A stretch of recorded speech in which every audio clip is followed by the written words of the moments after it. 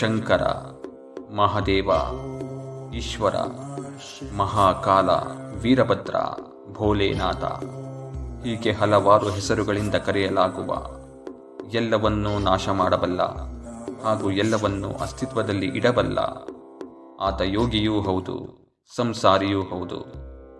ಕೈಲಾಸದಲ್ಲಿ ಧ್ಯಾನಾಸಕ್ತನಾಗಿ ಅಪರಿಮಿತ ಸೃಷ್ಟಿಯನ್ನೇ ತನ್ನೊಳಗೆ ಕಾಣಬಲ್ಲ ಬ್ರಹ್ಮಾಂಡದ ಆದಿಪುರುಷನೂ ಹೌದು. ಇಂದು ಪರಶಿವನಿಂದ ಕಲಿಯಬೇಕಿರುವ ಅತ್ಯಂತ ಮಹತ್ವಪೂರ್ಣ ಮಾಹಿತಿಯನ್ನು ತಿಳಿದುಕೊಳ್ಳೋಣ.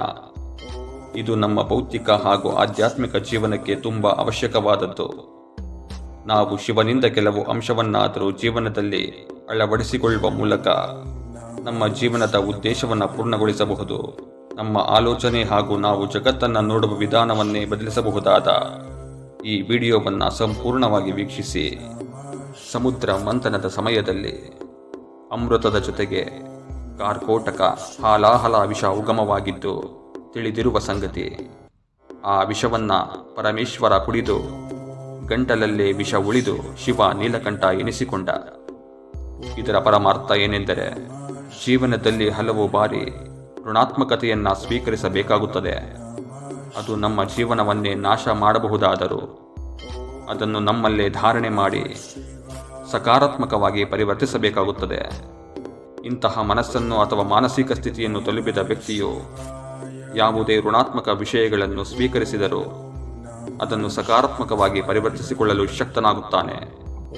ಮುಕ್ಕೋಟಿ ದೇವರುಗಳಿಗೆ ಇಲ್ಲದ ವಿಶೇಷ ಸ್ಥಾನ ಮಹಾದೇವನಿಗೆ ಇದೆ. ಶಿವನನ್ನ ದೇವತೆಗಳು ಪೂಜಿಸುತ್ತಾರೆ, ರಾಕ್ಷಸರು ಪೂಜಿಸುತ್ತಾರೆ. ಶಂಕರನನ್ನ ದೇವಸ್ಥಾನದಲ್ಲೂ ಹಾಗೂ ಸ್ಮಶಾನದಲ್ಲೂ ಆರಾಧಿಸುತ್ತಾರೆ. ಶಿವನನ್ನ ಪುರೋಹಿತರು ಹಾಗೂ ಅಘೋರಿಗಳು, ತಾಂತ್ರಿಕರು ಪೂಜಿಸುತ್ತಾರೆ. ಶಿವನಿಗೆ ಯಾವುದೇ ಮಾನವ ಭೇದವಾಗಲಿ, ಉಚ್ಚ ಹಾಗೂ ನೀಚ ಎಂಬ ತಾರತಮ್ಯವಾಗಲಿ ಇಲ್ಲ. ಈಶ್ವರನಿಗೆ ಎಲ್ಲವೂ ಒಂದೇ, ಎಲ್ಲರೂ ಒಂದೇ. ಯಾವುದೇ ವಿಷಯದಲ್ಲಾಗಲಿ, ಮನುಷ್ಯರಲ್ಲಾಗಲಿ, ಪ್ರಾಣಿ ಪಕ್ಷಿ ಕ್ರಿಮಿ ಕೀಟಗಳಲ್ಲಾಗಲಿ ತಾರತಮ್ಯ ಮಾಡದೆ ಜಗತ್ತಿನ ಪ್ರತಿ ಕಣಕಣದಲ್ಲೂ ಭಗವಂತನನ್ನ ಹುಡುಕಲು, ಅದರೊಂದಿಗೆ ಒಂದಾಗಿ ಜೀವನ ನಡೆಸಲು ಶಿವನ ಈ ಗುಣ ಸ್ವಭಾವ ನಮ್ಮಲ್ಲಿ ವಿಶಾಲ ಮನೋಭಾವನೆಯನ್ನು ಉಂಟು ಮಾಡುತ್ತದೆ.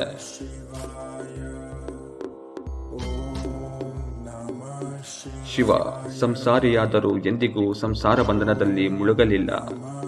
ನಾವು ಹೇಗೆ ಭೌತಿಕ ಜೀವನದಲ್ಲಿ ಸಂಸಾರ ಬಂಧನದಲ್ಲಿ ಇದ್ದುಕೊಂಡೇ ಆಧ್ಯಾತ್ಮಿಕ ಸಾಧನೆ ಮಾಡಲು ಸಾಧ್ಯ ಎಂಬುದಕ್ಕೆ ಪರಶಿವನಿಗಿಂತ ಮತ್ತೊಂದು ಉದಾಹರಣೆ ಬೇಕಿಲ್ಲ. ಭೌತಿಕ ಜೀವನದ ಎಲ್ಲ ಆಯಾಮಗಳಲ್ಲಿನ ಕಷ್ಟ ಸುಖಗಳನ್ನು ಅನುಭವಿಸುವುದರ ಜೊತೆಗೆ ತನ್ನೊಳಗಿನ ಅಂತರಾತ್ಮನಲ್ಲಿನ ಪರಮಾತ್ಮನನ್ನು ಕಂಡುಕೊಳ್ಳಲು ಆದಿಯೋಗಿಯು ಅಷ್ಟಾಂಗ ಯೋಗವನ್ನು ಪತಂಜಲಿ ಮಹರ್ಷಿಗಳ ಮೂಲಕ ಮನುಕುಲಕ್ಕೆ ತಿಳಿಸಿಕೊಟ್ಟ ಮೂಲಪುರುಷ. ಮಹಾಶಿವ ತನ್ನ ಮಡದಿ ಸತೀದೇವಿಯ ಮರಣಾನಂತರ ಆಕೆಯ ಚಿತಾಭಸ್ಮವನ್ನು ಧರಿಸಿ ಸತೀದೇವಿಯ ಪುನರ್ಜನ್ಮವಾದ ಪಾರ್ವತಿ ಮಾತೆಯ ಆಗಮನದವರೆಗೂ ಯಾವುದೇ ಪ್ರಲೋಭೆಗಳಿಗೆ ಒಳಗಾಗದೆ ಧ್ಯಾನಾಸಕ್ತನಾಗಿ ಶಿವಪಾರ್ವತಿ ಕಲ್ಯಾಣದ ನಂತರ ಅರ್ಧನಾರೀಶ್ವರನಾಗಿ ಜಗತ್ತಿಗೆ ಒಬ್ಬ ಪುರುಷ ಹಾಗೂ ಪ್ರಕೃತಿಯ ನಡುವಣ ದಾಂಪತ್ಯದ ಸುಮಧುರ ಬಾಂಧವ್ಯ ಹೇಗಿರಬೇಕೆಂದು ಜಗತ್ತಿಗೆ ಪರಿಚಯಿಸುತ್ತಾನೆ.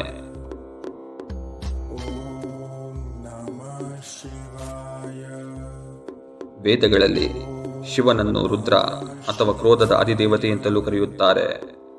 ಶಿವನ ಕ್ರೋಧಾಗ್ನಿ ತುಂಬಾ ಭಯಂಕರವಾದದ್ದು.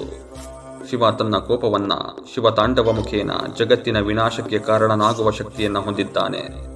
ಇದರ ಪರಮಾರ್ಥ, ಪ್ರತಿ ಮನುಷ್ಯನು ತನ್ನ ಕ್ರೋಧ ಅಥವಾ ಕೋಪ ತನ್ನನ್ನು ಸುಡುವ ಬದಲು ಆ ಕೋಪವನ್ನು ತನ್ನ ಶಕ್ತಿಯಾಗಿ ಪರಿವರ್ತಿಸಿಕೊಂಡಲ್ಲಿ ಜಗತ್ತಿನ ಯಾವುದೇ ಸಾಧನೆ ಅಸಾಧ್ಯವೇನಲ್ಲ.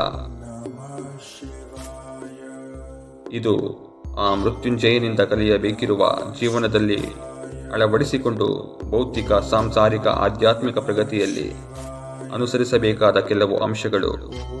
ಇಂಥದ್ದೇ ಸ್ಫೂರ್ತಿದಾಯಕ ವಿಡಿಯೋದೊಂದಿಗೆ ಮತ್ತೆ ಭೇಟಿಯಾಗೋಣ. ನಮಸ್ಕಾರ.